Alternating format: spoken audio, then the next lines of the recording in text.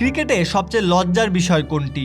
অনেকের উত্তর আসবে ডাক মারা, অর্থাৎ শূন্য রানে আউট হওয়া। তবে সবচেয়ে বেশি শূন্য রানে আউট হওয়ার রেকর্ডটা বুঝি আরও বড় লজ্জার। আর সেই লজ্জার রেকর্ডের তালিকায় সবার উপরেই নিজের নাম এন্ট্রি করলেন গ্লেন ম্যাক্সওয়েল।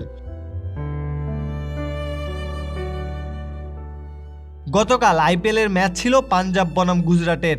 এই ম্যাচে গ্লেন ম্যাক্সওয়েল যখন ব্যাট করতে এলেন, নামের পাশে এর আগেই শূন্য রানের সংখ্যা ছিল 18। দুদিন আগেই রোহিত শর্মা শূন্য রানে আউট হয়ে তালিকার সবার উপরেই ছিলেন। তবে গত ম্যাচে পাঞ্জাবের এই তারকা সাই কিশোরের বলে রিভার্স সুইপ করতে যান।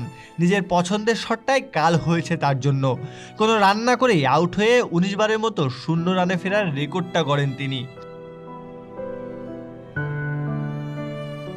আইপিএলে শূন্য রানের তালিকা একটু লক্ষ্য করলে সেখানে এখন সবার উপরে ম্যাক্সওয়েল রয়েছেন। এরপর রোহিত এবং দীনেশ কার্তিক যৌথভাবে 18 বার আউট হয়ে তালিকার 2-এ আছেন। এদের পরেই রয়েছেন পীযূষ চাওলা এবং সুনীল নারিন, তাদের সংখ্যাটা 16 বার। গতবার আইপিএলে ম্যাক্সওয়েল ছিলেন বেঙ্গালুরু শিবিরে। 10 ম্যাচ খেলে করেছিলেন মাত্র 52 রান। বাজে পারফরমেন্সের কারণেই তাকে এবার ছেড়ে দেয় আরসিবি।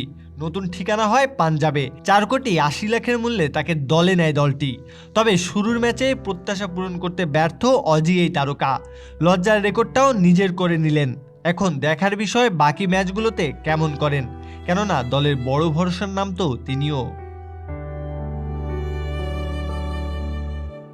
প্রত্যয় হক কাব্য, বিডি আর্কাইভ।